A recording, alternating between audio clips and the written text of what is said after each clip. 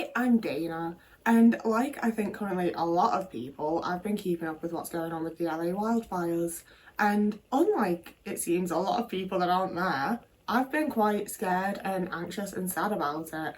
And while I've been feeling like that, I've been seeing a lot of people almost celebrating and giving the whole eat the rich and we don't care if rich people lose their houses and blah blah blah blah. And first off, I do care if rich people lose their houses. Even if you're rich, I think it must really, really suck to lose like pictures and family documents and your entire life. I don't think being rich really makes up for that. But also, I think that a hell of a lot of people are not rich, like have you ever been to a city? Like I'm aware that LA has some very, very nice neighbourhoods. There's plenty of normal people there too, There's plenty of normal, ordinary people that have just had their lives absolutely destroyed by this fire. And beyond that, there's also a whole bunch of people that have just lost their lives to the fire. And that's the big thing that I want to focus on right here and right now. I know that I tend to do like quite upbeat videos, and even if I'm talking about heavier topics, I tend to still like maintain a hint of humour, and that's not going to be happening here. There's nothing to find any sort of humour in here. It is just heavy and horrible and dark, to be honest with you.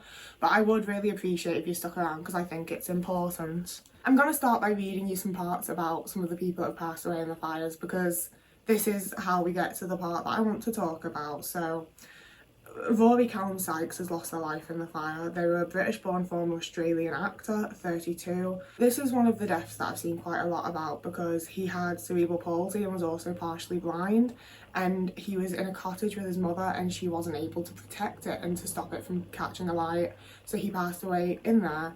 And I've seen lots and lots of comments from people being very like, well, I would have gotten him out and I would have done this and I would have done that. And the reality is, as someone who, like, my best friend is physically disabled, and we've had several situations where my anxiety and intrusive thoughts get in, and I look around and I'm just like, if this thing that I'm scared of happened right now, that's that, I'd be able to get out, I'd be able to run out. I'm not physically disabled, I would be fine. I don't know what the fuck my friend would do. And this woman was in that exact same situation, but real life, with her son, and people are acting as though she just didn't do enough.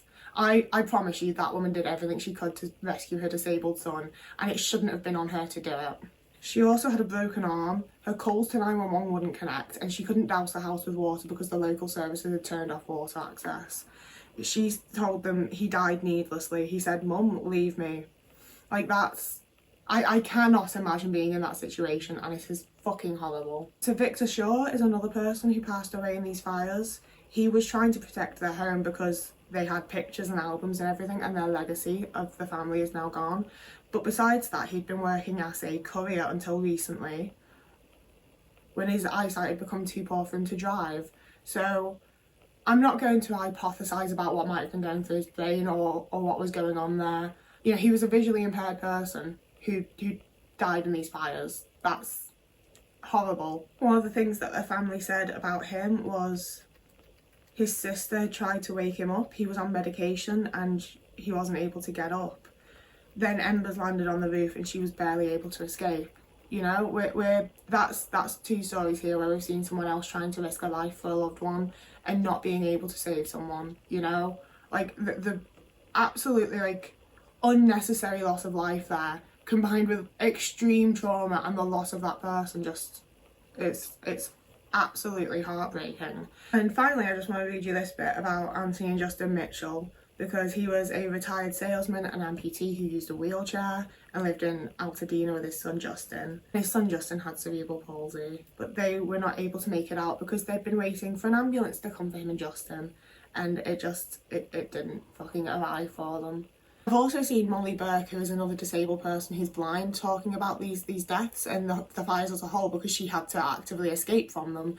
And that's where like I am a bit nervy about making this, because like it's fuck all to do with me. I'm very English. I went to LA for like 1 week and that was that, like I'm not connected to this in that way. But I think something that's very, very true for a lot of people is that when we see these natural disasters happening, when it becomes more regular to see natural disasters happening, for those of us that have disabled people in our lives, it does kickstart you to start thinking like, what would I do? What would happen to us? What would, what goes down here? And It's absolutely terrifying to see that what happens is we are failed and disabled people are left to die during any sort of emergency a lot of the time, never mind just natural disasters. And I do feel fairly confident in saying that it's not just me that ends up thinking that way, because while I was talking about this in a Discord, someone else came up and said, and I did get their permission to use this, they said, my partner's only option in the event of emergency is to shelter in place, which doesn't work for fires or floods or a whole fucking array of other things, and roll as far away as fast as possible in their chair, which may or may not be faster than the wildfire progresses, and yet there is no way for us to get an accessible vehicle. And that kind of just horrified me a little bit, you know, because as much as it'll give me my anxiety thoughts, they are just anxiety thoughts. I'm in the UK, we're not having a wildfire. And we discussed that for a moment, and another thing they said was they had home health a while ago where nurses come in to help care with advanced needs, and part of their intake was talking about safety plans for an emergency, which seems helpful, but they have zero resources to help if you don't have a good plan. And I think that's one of the really, really terrifying things, is that for a lot of disabled people, it is a case of yeah, you might know that it's coming, you might have evacuation orders, you might have whatever else going on that has warned you that this natural disaster, that this emergency, whatever, is about to happen. That doesn't mean you can do anything, you know? And like I say, my thoughts and my experience with this comes from the fact that my best friend's a wheelchair user. I'm not personally physically disabled, and I haven't always known my best friend. So it is the kind of thing where 5-6 years ago, when I didn't know them, I would have assumed that emergency services, that governments, that councils, that whoever else, the people that are in charge of us all, have things in place to help their disabled residents when things like that happen, you know? I would have assumed that people who physically cannot do the same things as everyone else to get themselves to safety would be given something in place to get them to safety, and they're not. They're just straight up not. And being autistic, I have my own thoughts and fears and concerns and whatever else, but the fact of the matter is, as much as I might get overwhelmed and confused, I can look and see what other direction everyone else is running in and run in that direction. My best friend can't, you know? And it's one of those things as well where I wouldn't fucking leave them, you know? Obviously, this is a very, very, very massive example that is affecting lots and lots and lots of people's lives. I think it's very easy in large disasters like this to sort of start acting well, there's just not enough police, and there's not enough ambulances, and there's not enough this, and there's not enough that. And yes, that's true, you know? I don't believe for a moment that anyone... I was actually going to say here, I don't believe for a minute that anyone in power thinks it's okay to just leave disabled people to die. And I genuinely, I couldn't bring myself to say that. I couldn't tell you that was something I believed.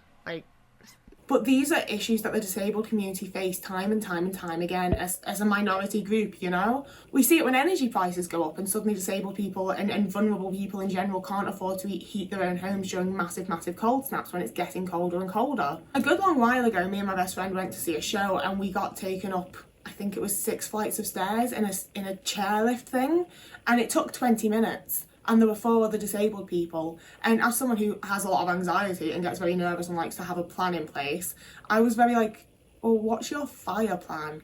And the staff told me that we have to do this for each person has to be taken down in the chairlift. And it's but that takes 20 minutes and there's 4 of them. They're just going to die. A lot of places, whether it's for natural disasters, whether it's for small individual emergencies, whatever it is that's going on, their genuine plan for disabled people is, oh, we'll do our best at first, but if it gets too bad, we'll just leave them to die because it's not worth us, able-bodied people, actually going out of our way and risking injury to save them, is it?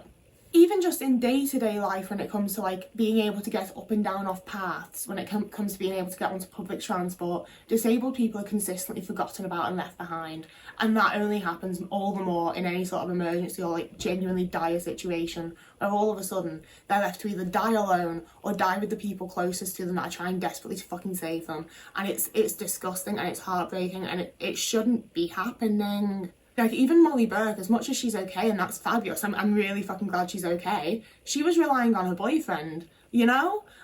What if a blind person doesn't have anybody? What if a blind person's friends are kind of far away? What the fuck are they supposed to do? I understand that on this occasion, the resources aren't there to help. And what I'm saying is that they should be there. Disabled people should be being planned for. Disabled people should be being considered when it comes to evacuation plans and other ways to just generally keep them safe. And instead, we're seeing people die horribly in heartbreaking, fucking tragic ways.